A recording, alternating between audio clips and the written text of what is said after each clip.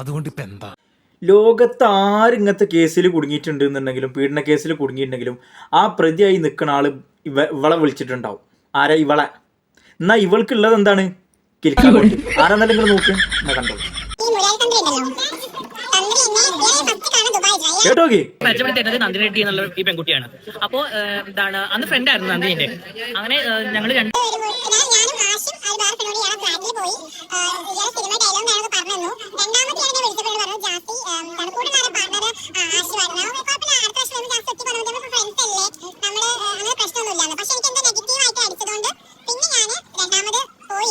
അത് അതുകൊണ്ടല്ല, അയാള് തന്ത്രിയല്ലേ, അയാളെ മണി പോയിക്കണേ. അപ്പൊ പിന്നെ അൻ്റെയൊക്കെ ഉണ്ടല്ലോ, അതിനെന്നെ വിളിച്ചതാവും. എല്ലാതും എന്താ ഞാൻ പറയാം, നിങ്ങളൊന്ന് ആലോചിച്ച് നോക്കിയത്. എല്ലാതും കേക്ക് നമുക്കൊരു സുറുപൊളിയില്ല. അപ്പൊ ഇത് പറയണ ഓർക്കും അതില്ല. എല്ലാ ഇനി തന്ത്രി കുണ്ടന്മാരും വിടൂലേ. അപ്പൊ ശരിട്ടോ. അപ്പൊ എല്ലാവർക്കും ഹാപ്പി റമദാൻ കരീം. അഡ്വാൻസ് ആയിട്ട് എല്ലാവരും നോമ്പ് നോക്കുക, പുണ്യമാസമാണ്. എല്ലാവരും അറാമ്പറപ്പൊക്കെ മാറ്റി വെച്ചിട്ട് എല്ലാവരും പറഞ്ഞ പോലെ കുറേ മാസം കുപ്പി പിന്നെ തൊപ്പി എന്ന് പറഞ്ഞ പോലെ ആവരുത്. നിങ്ങൾ എല്ലാവരും നോമ്പ് വെക്കുക. പഠിച്ചവനെ മുറുകെ പിടിച്ചാൽ രക്ഷയുണ്ട്.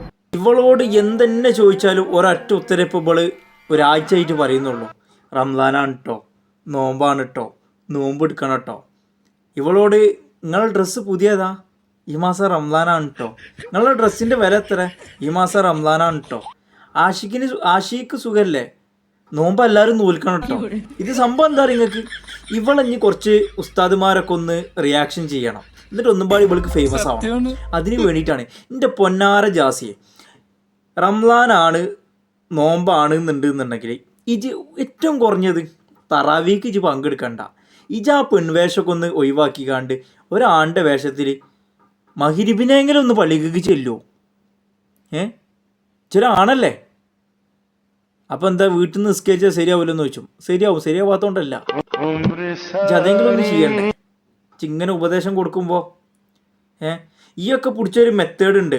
പടച്ചോ നോക്കുന്ന അവൻ്റെ മനസ്സിലേക്കും അവൻ്റെ പ്രവൃത്തിയിലേക്കാണെന്നുള്ളത്. ഇതൊക്കെ പിടിച്ചിരിക്കുന്ന ഇതല്ല, ഫത്ത് അതല്ലേ. അതിന് ജാസിയെ, കള്ളുടിച്ചുമ്പോൾ ബിസ്മില്ല കൂലിയില്ല, വ്യഭിചരിക്കുമ്പോൾ ബിസ്മില്ല കൂലിയില്ല. അത് ജാതി മനസ്സിലാക്കുക. ഇസ്ലാം ഏറ്റവും വെറുക്കപ്പെട്ട സംഗതിയാണ് ഒരാണും ആണും തമ്മിൽ ബന്ധത്തിൽ ഏർപ്പെടുന്നത്. ഏറ്റവും ശപിക്കപ്പെട്ട സംഭവം.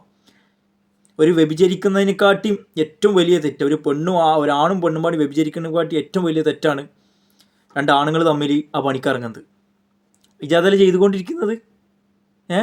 എനിക്ക് ഒട്ടേറെ ഉണ്ടാവും കേട്ടോ. ഇനി അത് പോട്ടെ, ഒരാണ് പെൺവേഷം കെട്ടുന്നതും പെണ്ണ് ആൺവേഷം കെട്ടുന്നതും ഇസ്ലാം നിരോധിച്ച കാര്യമാണ്.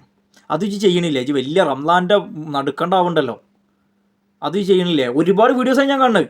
ഒരു ആണിന് പെണ്ണിൻ്റെ വേഷം കെട്ടുമ്പോൾ ഇപ്പോൾ നോർമലി ഇപ്പോൾ പാകിസ്ഥാനികളൊക്കെ കിട്ടുന്ന കുർത്ത കണ്ടുകണില്ലേ, അതൊക്കെ ഒരു പെണ്ണിൻ്റെ വേഷം തന്നെയാണ്. പക്ഷെ അതിരുന്നോണ്ട് കുഴപ്പമില്ല.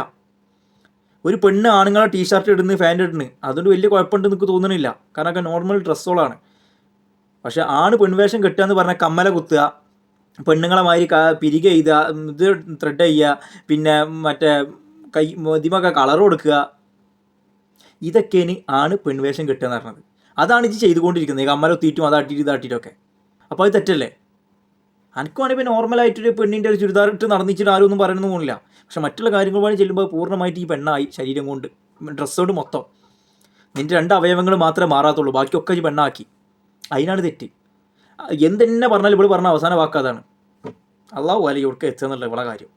പിന്നെ മരിക്കുന്ന നേരത്തെ ഇതായിട്ട് കൊടുക്കേണ്ടത് പഠിച്ചവൻ തന്നെയാണ്. അത് ആർക്കും വേണമെങ്കിൽ എപ്പോഴും വേണമെങ്കിൽ കിട്ടും. ഞാൻ മുസ്ലിമായി ജനിച്ച വ്യക്തിയാണ്. മരിച്ചു കഴിഞ്ഞാലും ഈ കളിയൊക്കെ ഒരു കളിയായിട്ട് മാത്രമേ എൻ്റെ ലൈഫ്, എൻ്റെ ഉപജീവന മാർഗ്ഗമായിട്ട് ഞാൻ കാണുള്ളൂ. അതിനപ്പുറത്തേക്ക് നാളെ മരിച്ചു പോകുമ്പോൾ ഷഹാദത്ത് കലിമ ചൊല്ലിയിട്ട് നല്ല രീതിയിൽ മരിച്ചു പോകാനായിട്ടാണ് ഞാൻ പ്രാർത്ഥിക്കുന്നത്. ഇജ് മരിച്ചു പോകുമ്പോൾ എന്തായാലും എനിക്ക് പഠിച്ചോ ഇതായിട്ട് നൽകട്ടെ. കാരണം ആർക്കാണ് എപ്പോഴാണ് ഇപ്പോൾ മുസ്ലിമായി ജീവിക്കുന്നത്, ചിലപ്പോൾ കാഫറായി മരിക്കും, കാഫറായി ജീവിക്കുന്ന മുസ്ലിം. പക്ഷേ ഇത്ര ഇസ്ലാമിൻ്റെ നടുക്കണ്ടങ്ങളെ കുറിച്ച് സംസാരിക്കുന്ന പോലെ എന്തുകൊണ്ട് ഇസ്ലാം പറയുന്ന ഷർത്തും ഫർളും മനസ്സിലാക്കുന്നില്ല? അറ്റ്ലീസ്റ്റ് ഞാനൊരു ആണാണ്, ഞാൻ എന്തുകൊണ്ട് പെൺവേഷം കെട്ടാൻ പാടില്ല എന്നുള്ള ഇസ്ലാം പറഞ്ഞു. മറ്റുള്ളതൊക്കെ വിടട്ടെ. ഇപ്പോൾ ഇത് പറയുമ്പോൾ പലരും എന്നോട് പറയും ഇജ്ജ് നിസ്കരിച്ചോ, അത് അങ്ങനെ ആക്കിയോ, എൻ്റെ വീട്ടുകാർ ഇസ്ലാം പറഞ്ഞ മാതിരി നടക്കണം. ഞാൻ അതൊന്നുമല്ല പറഞ്ഞു, അതൊക്കെ അങ്ങോട്ട് മാറ്റിച്ചാടി. മരണത്തിൻ്റെ കാര്യം നമുക്കൊന്നും പറയാൻ പറ്റില്ല. കാരണം മരിക്കാൻ നേരത്തെ ചിലപ്പോൾ പടച്ചോ ഹിദായത്ത് തന്നാണ്ട് ചിലപ്പോൾ ഈമാൻ തന്നാണ്ട് മരിപ്പിച്ചു. ചിലപ്പോൾ 5 നിസ്കാരം ഓത്തും പാട്ടും ഖുർആനും അതിൻ്റെ കാര്യങ്ങളൊക്കെ നടക്കണമെന്ന് ചിലപ്പോൾ പറയാൻ പറ്റില്ല. മരിക്കാൻ നേരത്തെ കാഫറായിട്ടേക്കാരും മരിക്കുക. അത് അള്ളാഹിൽ വിശ്വസിക്കുന്നവർ, ഇസ്ലാമിൽ വിശ്വസിക്കുന്നവർ, ഈമാനിൽ വിശ്വസിക്കുന്നവരോടുള്ള കാര്യം കേട്ടോ. മറ്റേ അന്യമതസ്ഥരോടല്ലേ അവരെ എന്നോട് പൊറുക്കണം, നിങ്ങൾക്ക് നിങ്ങളെ മതമാണ്, അത് എന്തായാലും ഞാൻ അതിനോടൊന്നും എതിരൊന്നും കാര്യങ്ങളൊന്നും പറയണില്ല.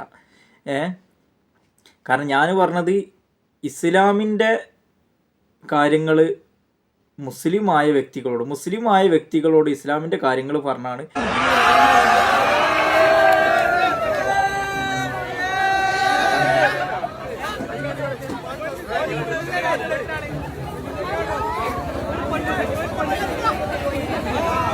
ക്യാപ്ഷൻ കണ്ടതിൽ പാലത്തിൻ്റെ മേലെ കാത്തു നിന്ന് 1000 കണക്കിന് ആരാധകർക്ക് പൊന്നൂസാക്കി പാട്ട് പാടി ജാസിയും. ഇതോടെ സ്ഥലം ഇത്രയും ദാരിദ്ര്യമാണോ അരീക്കോടാണല്ലേ? അസ്തോഫറുമായി അറിയുന്നത്. അതിനൊരു കമൻസ് ഉണ്ട്, പാലങ്ങളും പാലത്തിൻ്റെ ചോടും പുണ്ടൊക്കെ പറക്കാൻ പറ്റൂല.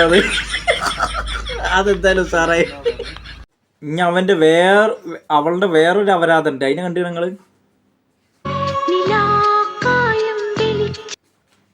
ഞാനതല്ല ആലോചിച്ചേ, ഇവനക്ക് ഇതിലൊക്കെ അഭിനയിക്കാൻ പെണ്ണുങ്ങളോടുന്ന് കിട്ടണേ. ഇവൻ്റെ കൂടെ അഭിനയിക്കാൻ പെണ്ണുങ്ങളെ കിട്ടണില്ല.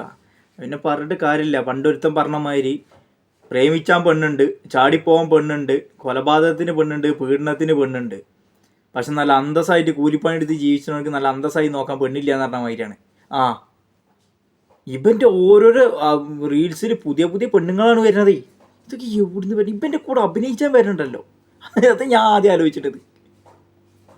വല്ലാത്തൊരു കഥ കേട്ടത്. എന്തെങ്കിലുമൊക്കെ കാട്ടിയിട്ട് ആരെങ്കിലും എങ്ങനെയൊക്കെ ജീവിച്ചു. ഞാൻ ഇങ്ങനെയൊക്കെ റീൽസും ചെയ്തിട്ട് റിയാക്ഷൻ ചെയ്തിട്ട് ജീവിച്ചട്ടെ.